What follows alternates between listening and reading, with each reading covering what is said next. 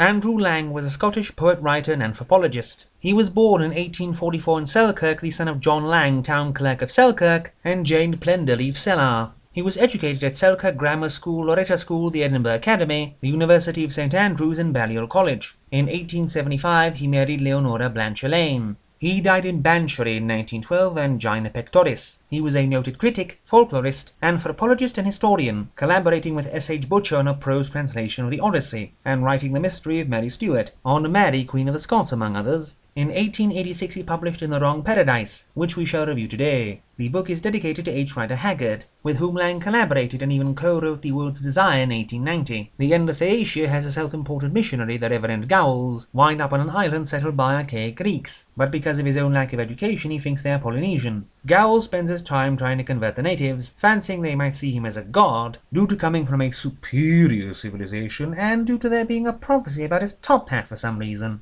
Afraid that even now the Catholics are inching closer to the island on schooners bent on spreading their false teachings, as opposed to his own true religion, the Bungletonian ministry. He also witnesses many horrible sights, including a human sacrifice of 2 people burned to death, and is only saved from being likewise roasted alive with a fellow shipwrecked British sailor by the arrival of a bishop's boat to blast the islanders to bits, and then to make certain wipe them all out with smallpox. Right before a volcanic eruption he's fit to finish the job. The story is not as humorous as it may seem. Indeed, only the Reverend Gowles is a conceited old fool. In The Wrong Paradise has the narrator awaken in a paradise of the Ojibwe, meeting a man who is doomed to be eternally scalped by the Apaches, or a would-be neo-pagan poet who doesn't understand the Greeks capering about him, nor that he is in the Blessed Isles. The third story I am unable to say the name of, and I can excuse the author in saying it was 1886, and it is set before the US Civil War. A certain Moor goes to a slave auction, despite being an abolitionist, and there bids over $3,000 on an old mute black man. Moor's brother wants to buy the old man as desperately, and sends his men to kill Moor at the estate. After a long siege he is beaten off, and Moor discovers the mark his father made on old Gumbo years ago, which shows the hiding place of an Aztec treasure, hidden among the North American natives during the time of Cortez. The romance of the first radical is the bit too short story of YY, a caveman rebelling against tribal custom, taking a wife he is not allowed to, and having the 2 of them shot to death by the angry tribe.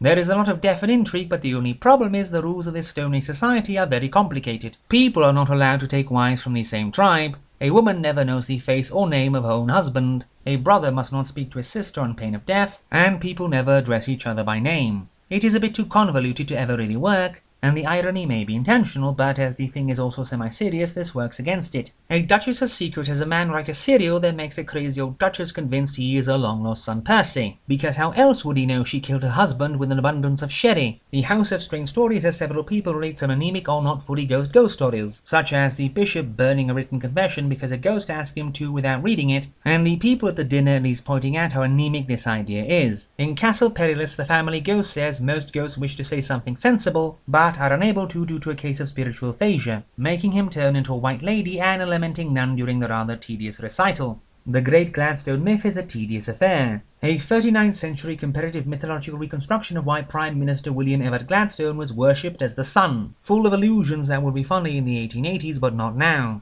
Only the first 2 stories are worth it, as Lang's humorous nature tends to ruin most of his ideas.